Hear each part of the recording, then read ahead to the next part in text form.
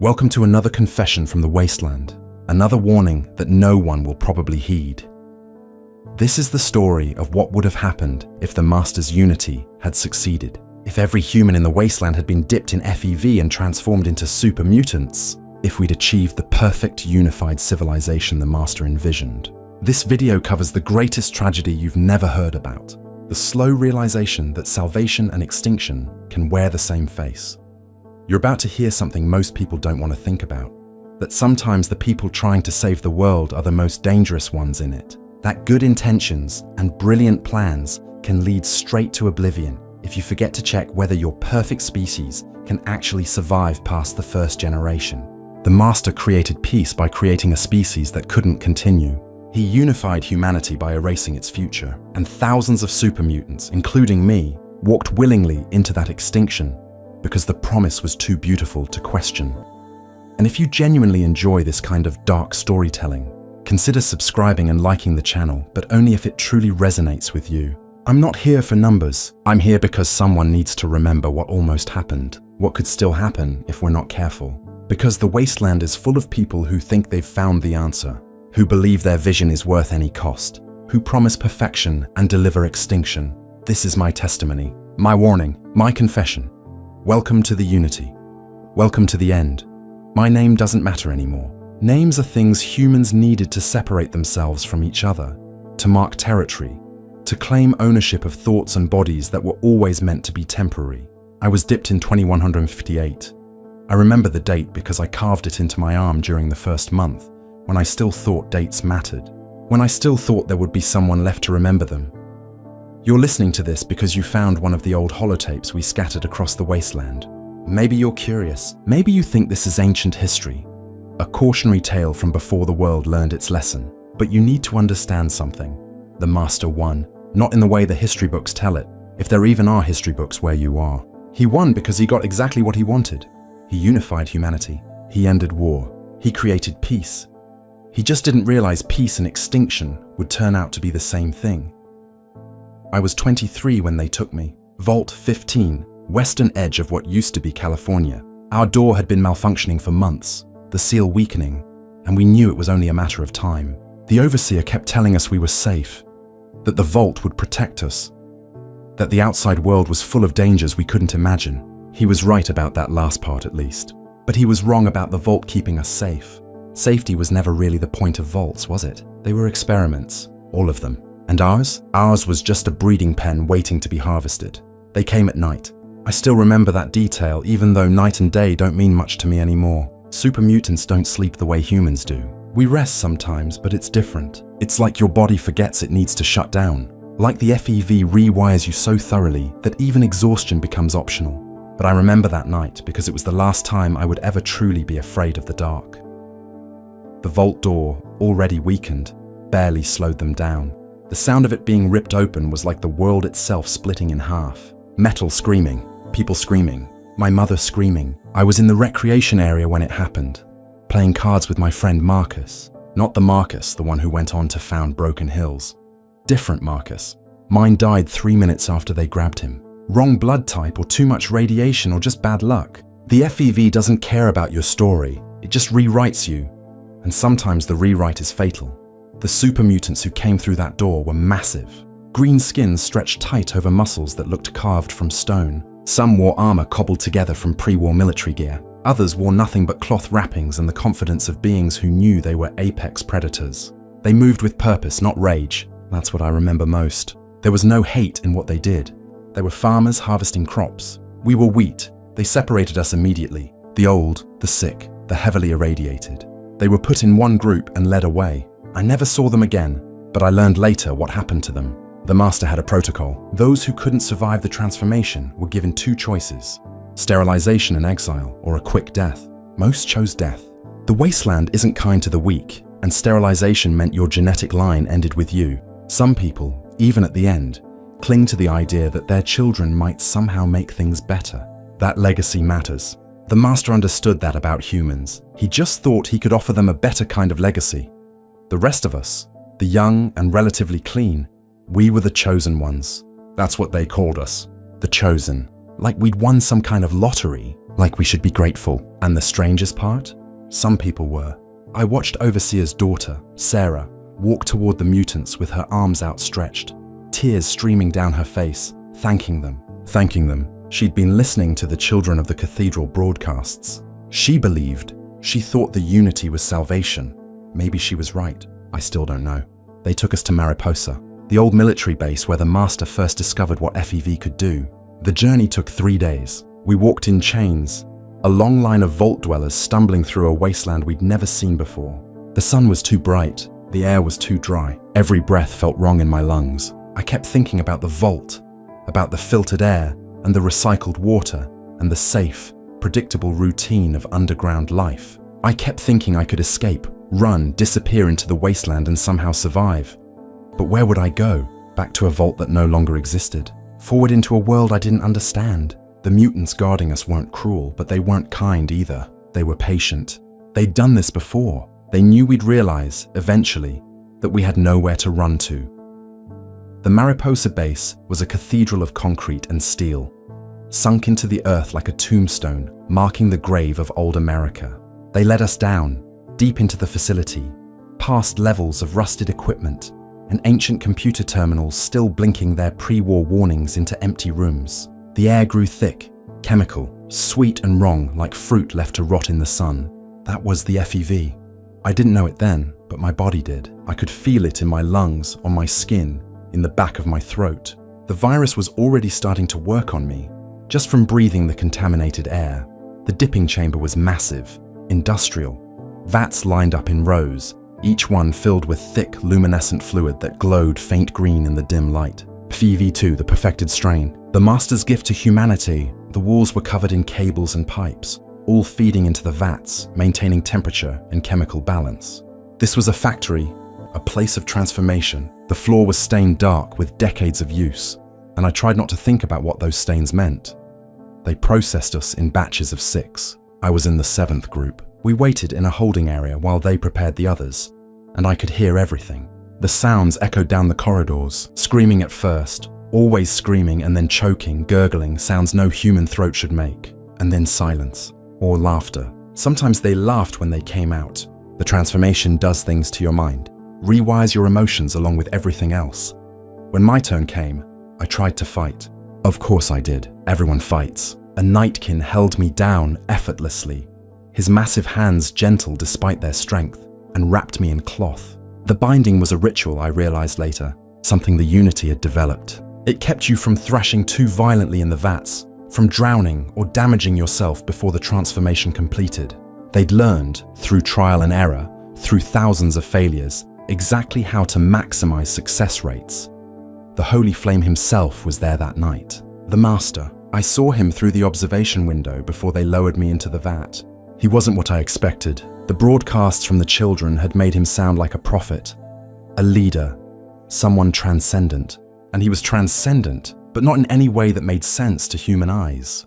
He was an amalgamation. Flesh merged with metal, cables running into skin, multiple faces speaking in chorus, beautiful and terrible and completely, utterly beyond the categories of human thought. He spoke to me. I don't know if it was telepathy or if his voice just carried, but I heard him as clearly as I hear the echo of his words now, decades later. He said, "You will be better. You will be perfect. You will be one." And then they dropped me into the vat.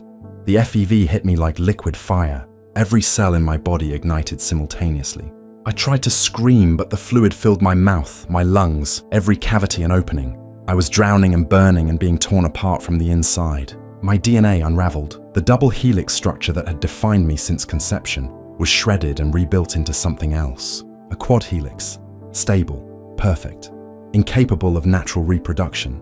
But that didn't matter because I wasn't thinking about reproduction. I wasn't thinking about anything except pain. Time stopped meaning anything. I might have been in that vat for 24 hours. It might have been 24 years. The virus worked through me in waves, each one rewriting another piece of what I'd been. My bones lengthened and thickened. My muscles swelled. My skin changed color, shifting from pink to gray to deep green as the melanin restructured. My internal organs reorganized, becoming more efficient, redundant systems developing to prevent catastrophic failure. And my mind expanded. I could feel it happening. Neural pathways multiplying, connections forming faster than they could be processed. I was becoming smarter, more aware. I could think in ways I'd never been able to think before. I could see patterns I'd never noticed. I could understand things that had always been mysteries. But I was also losing something. My humanity. The small, soft parts of me that had made me distinctly me were being edited out. Compassion became logical analysis. Fear became calculation. Love became an abstract concept I could understand intellectually, but no longer feel the same way. The FEV made me better, but it made me different. When they pulled me out of the vat, I was 3 meters tall and weighed over 300 kilograms. My voice had dropped several octaves. My hands could crush steel, and I was grateful. That's the part that still disturbs me when I think about it.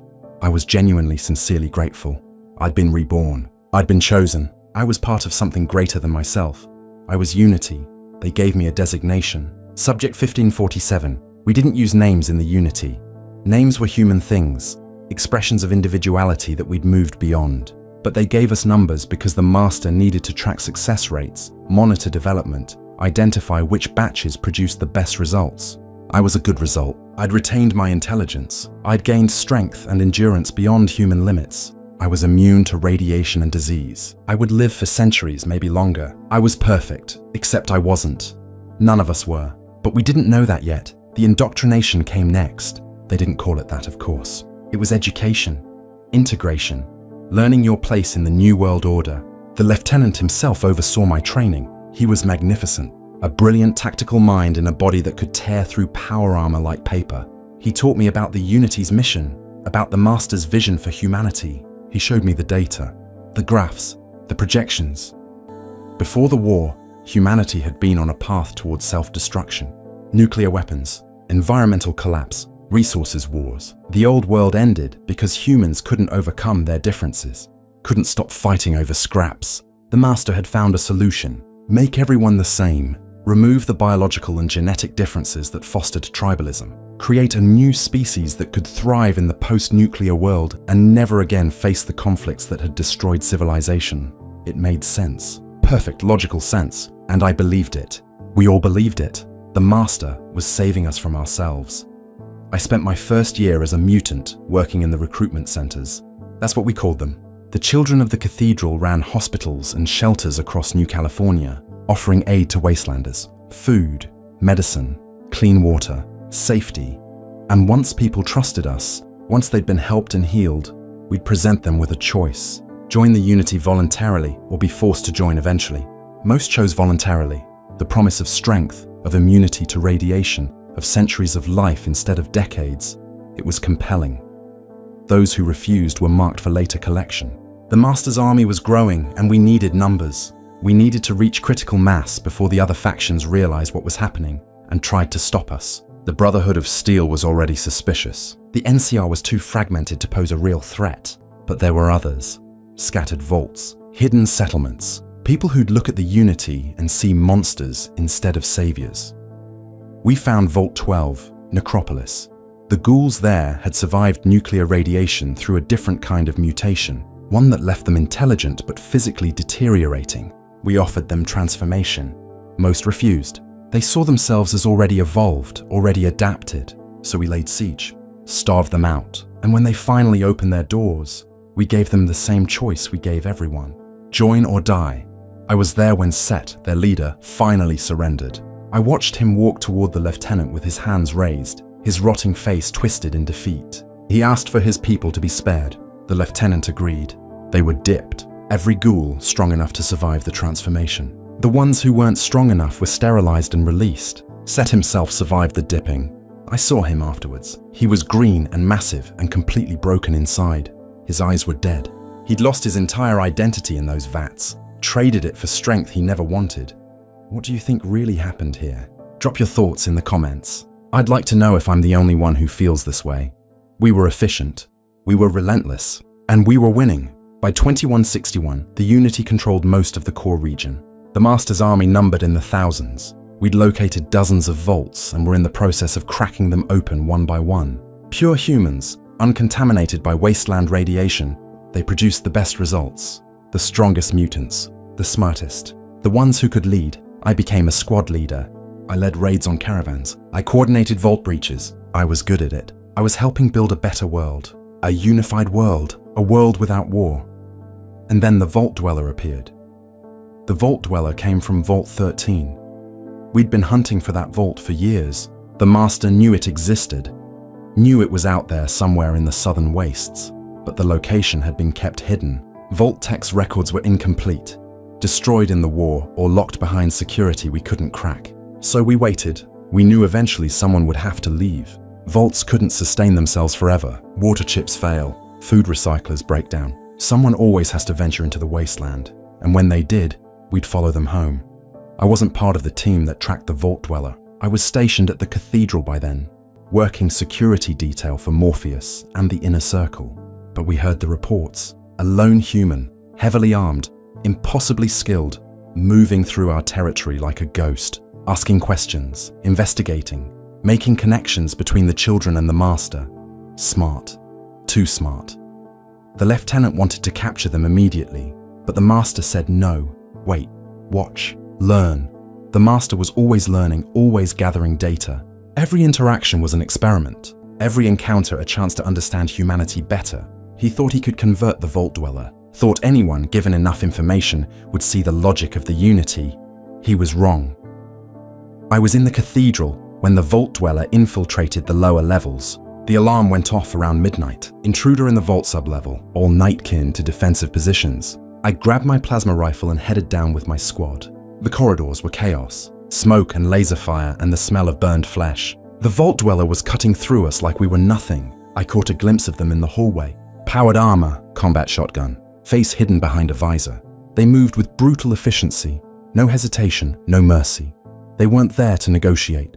They were there to kill the Master. We tried to stop them. My entire squad, 8 super mutants, some of the best the Unity had produced. We lasted 90 seconds. The Vault Dweller was something else, something beyond human. Or maybe they were exactly what humans could be when pushed to their absolute limit. Desperate, determined, willing to sacrifice everything to save their species. They shot me in the chest. Plasma bolt, went straight through. Should have been fatal, would have been fatal to a human. But I was Unity. My redundant organs kicked in. My enhanced healing started working immediately. I stayed conscious long enough to hear the explosion. The Master died that day. The cathedral collapsed into the underground vault, burying decades of work, thousands of dipped humans, centuries of planning. The psychic feedback from his death was like a scream that echoed through every super mutant mind across California. We felt him die. We felt the Unity shatter. And we felt something else. Something the Master had been hiding from us. We were sterile, all of us. Every single super mutant the Master had created was completely, irreversibly sterile. The Vault Dweller had found proof. Medical records from the Brotherhood of Steel. Autopsy reports on captured super mutants. The FEV rewrote our DNA into a quad helix structure that made us stronger, smarter, more resistant to damage and disease. But that same structure made proper meiosis impossible. Our gametes couldn't couple correctly. Fertilization could never occur. We couldn't reproduce. Not naturally, not at all. The Master hadn't known. That's what destroyed him in the end, according to the reports I read later. The Vault Dweller confronted him with the evidence, and the Master realized he'd spent decades building a future that couldn't exist. He'd created a new species with no way to continue itself, an evolutionary dead end. His great plan to unify humanity and end all conflict was nothing more than slow-motion genocide dressed up as salvation. He activated the cathedral's self-destruct sequence himself. The Master killed himself because he couldn't live with what he'd done. And maybe that was the most human thing about him. The ability to feel shame, to recognize a mistake so fundamental that death seemed like the appropriate response. But we didn't die. The rest of us, the thousands of super mutants scattered across California, we survived, and we had to figure out what to do with a future we hadn't planned for. The Unity collapsed within weeks. Without the Master's telepathic presence holding us together, without his vision guiding us, we fractured into dozens of competing groups. Some mutants, the true believers, refused to accept the sterility diagnosis. They claimed it was Brotherhood propaganda. They insisted we just needed more time, more research, more test subjects. They continued dipping humans, trying to find a combination that would preserve fertility. They failed, every single time. Other mutants, the ones like me who'd retained enough critical thinking to see the truth, we scattered. Some went north, some went east. Some tried to integrate with human settlements, offering protection in exchange for acceptance. Those efforts had mixed results. Broken Hills became the most successful example. Marcus, the second in command of the Master's personal guard, founded it in 2185 with a Brotherhood paladin named Jacob, human and mutant, working together, coexisting. I went to Broken Hills in 2187. I needed to be somewhere that felt like purpose, somewhere that wasn't just waiting to die. The town was built around a uranium mine, and the labor was shared equally between humans, mutants, and ghouls. We worked side by side.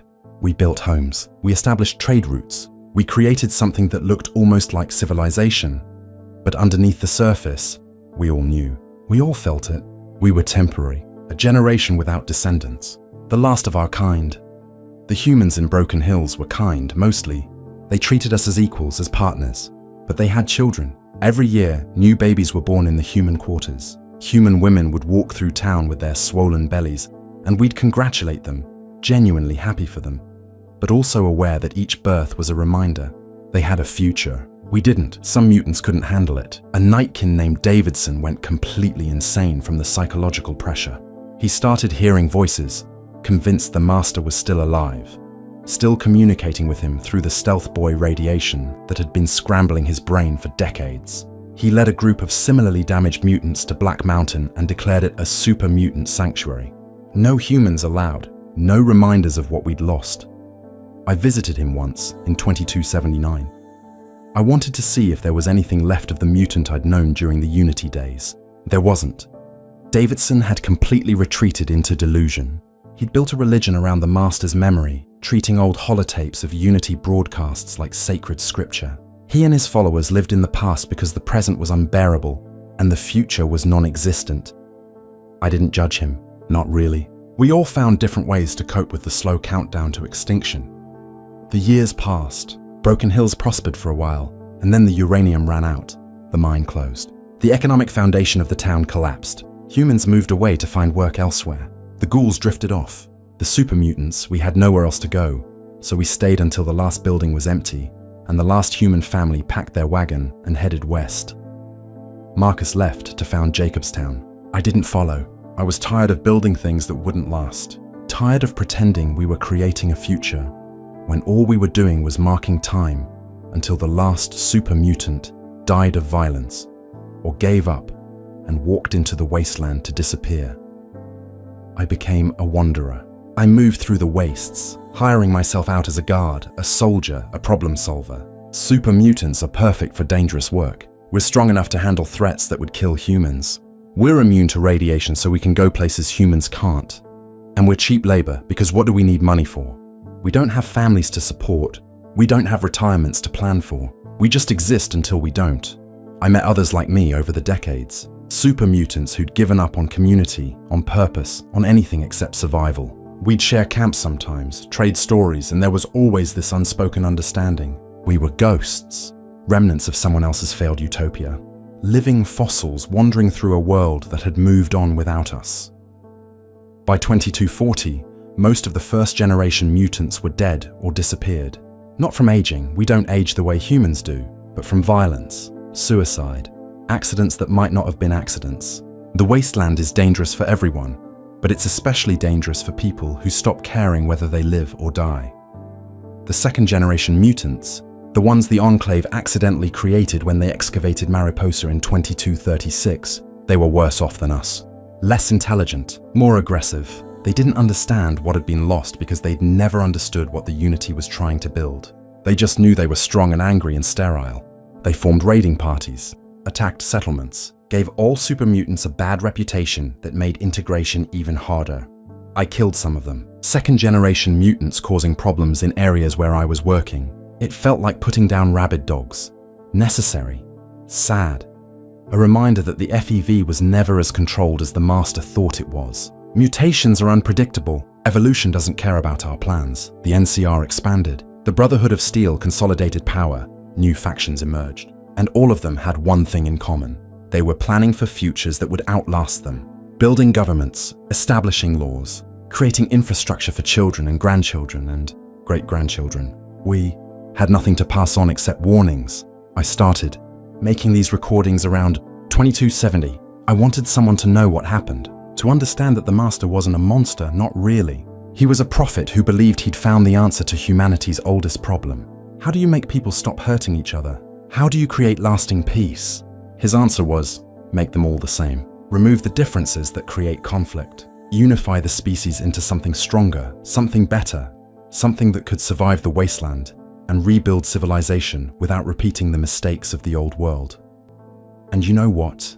It would have worked. If we hadn't been sterile, it would have worked perfectly. Super mutants don't fight over resources the way humans do. We don't need much food. We don't need clean water. Radiation doesn't harm us. Disease can't touch us. We're almost impossible to kill. We could have inherited the wasteland and thrived.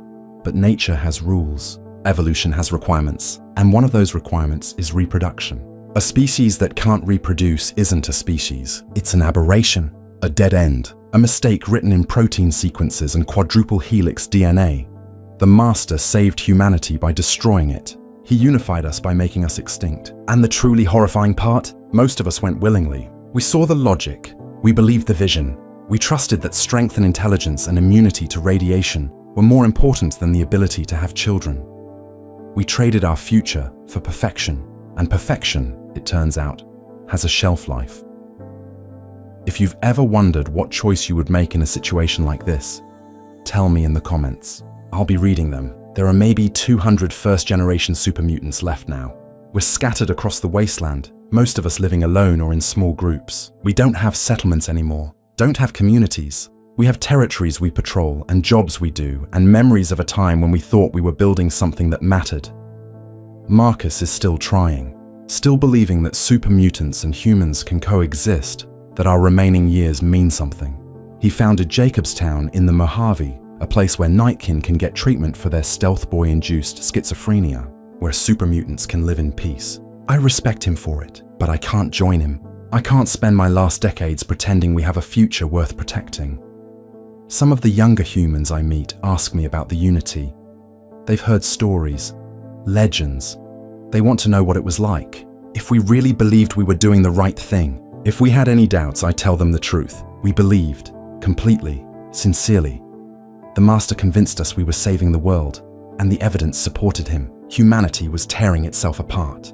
The wasteland was brutal and unforgiving. War never changes, but maybe we could change what it meant to be human. Maybe we could evolve past our worst instincts. We just didn't realize that evolving past humanity meant erasing it entirely. The Master wanted to end human conflict. Mission accomplished. In a world of super mutants, there would have been no war, no tribalism, no genetic competition. We would have been unified under his telepathic guidance, working together toward common goals, free from the petty differences that had destroyed the old world. We would have been perfect. And then, in 2 or 3 centuries, we would have been extinct. The last super mutant would die alone in the wasteland, surrounded by the ruins of 2 fallen civilizations, and there would be no one left to remember what we tried to do. That's the future the Vault Dweller saved humanity from. Not death, not slavery, but a slow, inevitable fade into oblivion. A peaceful extinction dressed up as transcendence. Sometimes I wonder if they did us a favor by stopping the Master. Sometimes I think we would have been better off never knowing what we'd lost. Living out our centuries in ignorant bliss, believing we'd achieve perfection, never realizing we'd traded everything that made life worth living for a few extra decades of invulnerability. Other times, I think the Vault Dweller did exactly what they should have done.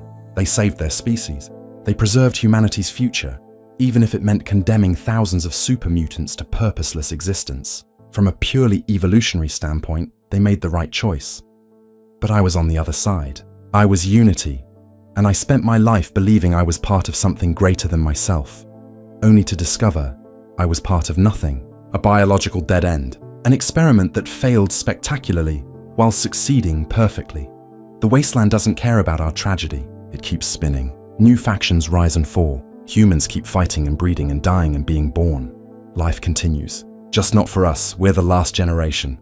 The final testament to what happens when you try to force evolution. When you think you can improve on billions of years of natural selection, with a virus and a vat and good intentions, the Master was brilliant, visionary, charismatic. He saw humanity's flaws with perfect clarity and designed a solution that addressed every one of them. His creation worked exactly as intended. He just forgot to check if his perfect species could continue existing after he was gone.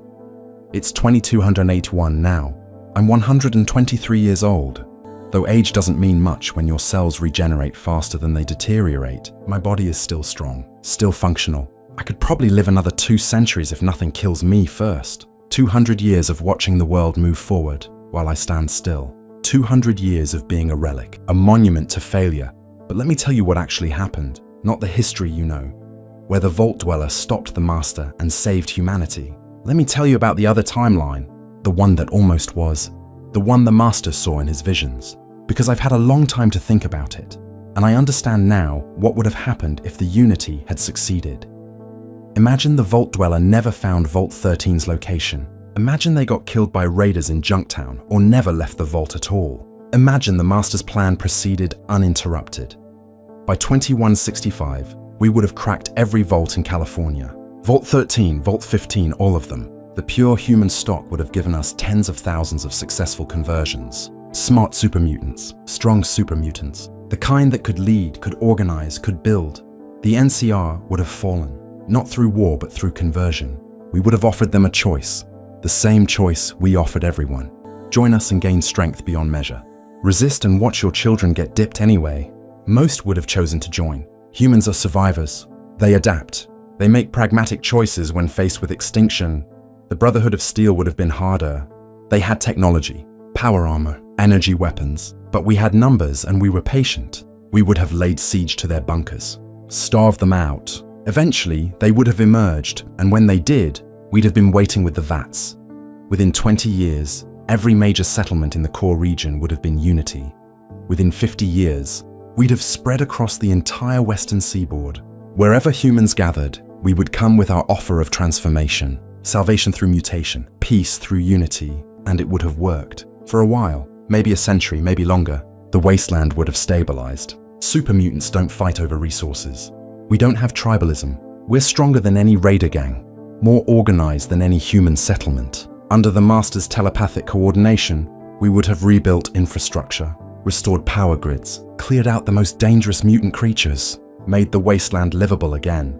The irony is that we would have succeeded at everything the Master promised.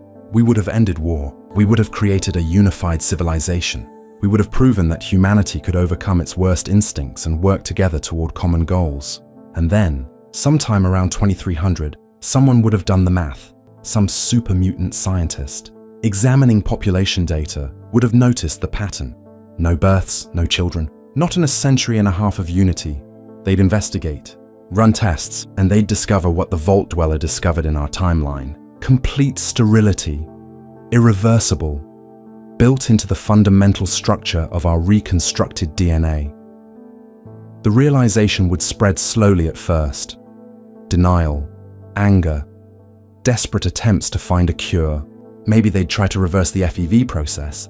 Maybe they'd experiment with cloning, genetic engineering, anything to preserve the species.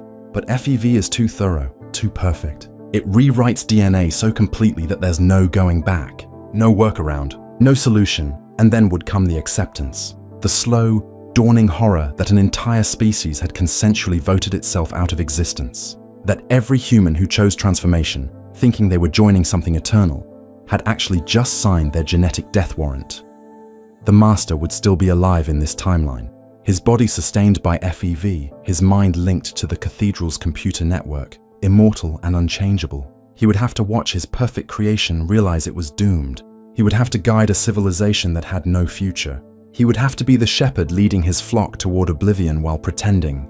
There was still hope. I think that might have broken him worse than the Vault Dweller ever could. Because here's what would happen next. The Unity, faced with extinction, would have to decide how to spend its remaining centuries. And super mutants, for all our improvements, are still shaped by the humans we used to be. We still have egos, ambitions, fears. The telepathic link the Master provided gave us unity, but it didn't erase individuality completely. Some would argue for making the remaining time meaningful, building monuments, recording knowledge, leaving something behind for whatever species inherits the Earth after we're gone. They'd focus on purpose, legacy, making the extinction mean something. Others would descend into hedonism, If there's no future, why not enjoy the present? Why not indulge every impulse, take every risk, experience everything possible before the final darkness? They'd become reckless, dangerous, a threat to whatever human settlements still existed in remote areas, and some would grow angry, bitter. They'd blame the master for lying to them, for hiding the sterility, for sacrificing their futures on the altar of his vision. They'd rebel, fight, try to tear down the civilization we'd built, because if they couldn't have a future, why should anyone else? The master would hold it together as long as he could. His telepathic presence would smooth over conflicts, redirect anger, maintain order. But telepathy isn't mind control. He could influence, suggest, guide, but he couldn't force.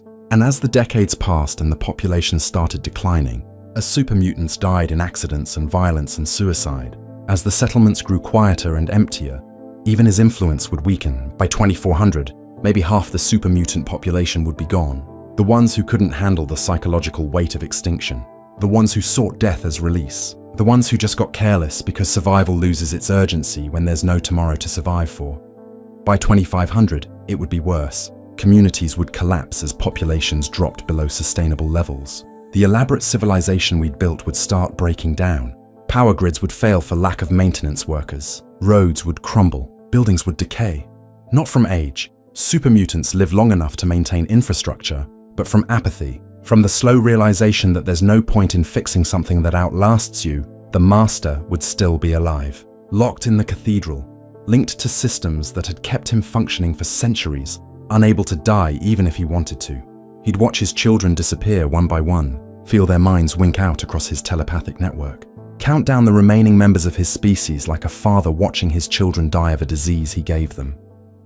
By 2600, there might be a few hundred super mutants left, scattered across the wasteland, most living alone, some still clinging to old Unity settlements. They'd be maintaining the machines out of habit more than purpose, going through the motions of civilization even though civilization requires a civilization to civilize, and somewhere around 2700, the last super mutant would die. Maybe they'd die fighting. Maybe they'd die working. Maybe they'd just decide they were done and walk into the glowing sea to dissolve in radiation that can't harm them but can still make them feel something. The master would know. He'd feel that final mind disappear from the network. The last spark of his great experiment extinguished. And then he'd be alone, truly completely alone, a god without worshippers, a prophet without followers, an architect of a civilization that built itself and then quietly dismantled itself and left no trace except ruins and recordings. Would he finally let himself die then? Or would he continue existing, immortal and purposeless? The last consciousness aware of what the Unity had been. The last mind that remembered the dream. I think about that version of the master sometimes. The one who got everything he wanted and lost everything that mattered. I think about whether his existence in that timeline would be worse than the suicide he chose in ours. At least in our timeline, he died believing his plan could have worked if he'd just known about the sterility sooner. He died with uncertainty, with the possibility that maybe, somehow, there could have been a solution. In the other timeline, he'd lived long enough to know there was never a solution, that his perfect species was perfectly doomed from the moment the first human was dipped. That peace through unity was just another word for extinction with extra steps. The wasteland would continue without us. Humans would slowly recolonize the areas Unity had controlled. They'd find our settlements empty, our technology abandoned, our records detailing the rise and fall of a civilization that lasted 5 centuries and ended in silence. Maybe they'd learn from it. Maybe they'd see the danger of trying to force evolution, of thinking you can improve on nature through artificial means. Maybe the Unity's extinction would serve as a warning to future generations about the cost of genetic tampering. Or maybe they'd repeat the same mistakes. Humans are good at that, finding new ways to hurt themselves while believing they're achieving transcendence. The Institute in the Commonwealth is already playing with FEV, creating new generations of super mutants without learning from the Master's failure. The Enclave tried to use FEV as a weapon of genocide. Everyone who finds the virus thinks they can control it, use it, make it serve their purposes. No one wants to accept that some doors shouldn't be opened, that some knowledge costs more than it's worth. That perfection is often just another word for extinction. I've lived through both timelines in my mind, the one where we lost and humanity survived, the one where we won and everyone lost, and I can't decide which is worse, being defeated and scattered and purposeless, or being victorious and unified and still facing extinction. At least in our timeline, we knew quickly. The Master died in 2162. We learned about the sterility the same year. We had immediate confirmation that the unity was doomed. It was brutal, but it was fast. We didn't spend centuries building toward a future that didn't exist. In the other timeline, we would have had time, decades, maybe centuries of false hope before the truth became undeniable. Generations of super mutants who grew up believing they were the future of humanity, only to discover they were the end of it. Which is crueler? Quick death or slow realization? Immediate failure or drawn-out success that still ends in extinction? I've been recording these tapes and hiding them across the Wasteland for years now, leaving testimony for whoever finds them, because I need someone to know that the Master wasn't evil. He was wrong, catastrophically wrong, but he was trying to solve a real problem. Humanity was destroying itself. The Wasteland was proof of that. The Great War proved that. The constant faction conflicts proved that. He just chose the wrong solution. He saw that humans couldn't stop fighting each other and decided the problem was humans, that we needed to be replaced, upgraded, transformed into something that could overcome our tribal instincts and work together. But those instincts exist for a reason. Competition drives innovation. Diversity creates resilience. Conflict, for all its ugliness, forces adaptation. By removing all the things that made humanity messy and difficult, the Master also removed everything that made humanity survivable. We became perfect. And perfection doesn't evolve, doesn't adapt, doesn't change. It just exists in its perfect state until something breaks it. And then it shatters completely because perfection has no redundancy, no backup plan, no genetic diversity to draw from when circumstances change. Humanity survives because it's flawed, because people make bad choices and fight stupid wars and pass on broken genes and adapt anyway. Super mutants can't adapt. We're locked into the form the FEV gave us. We can't change, can't grow, can't become something else when the world requires it. The Master made us eternal and changeless. And in a universe that rewards change and punishes stasis, that was a death sentence.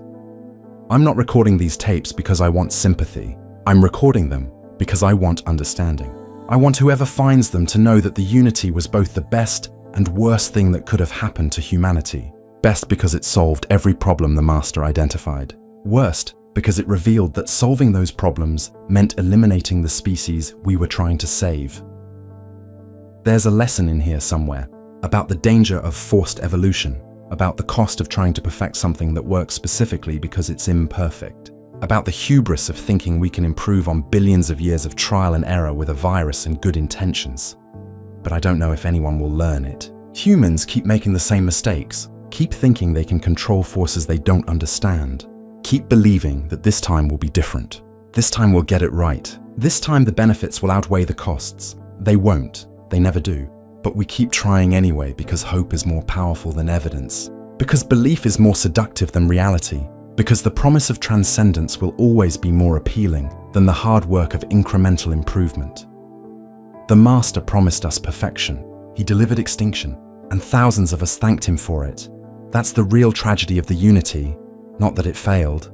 Not that the Vault Dweller stopped it. But that it would have failed anyway. That even if everything had gone perfectly according to plan, we still would have ended up here, sterile, dying, watching humanity inherit the future we thought we'd claimed.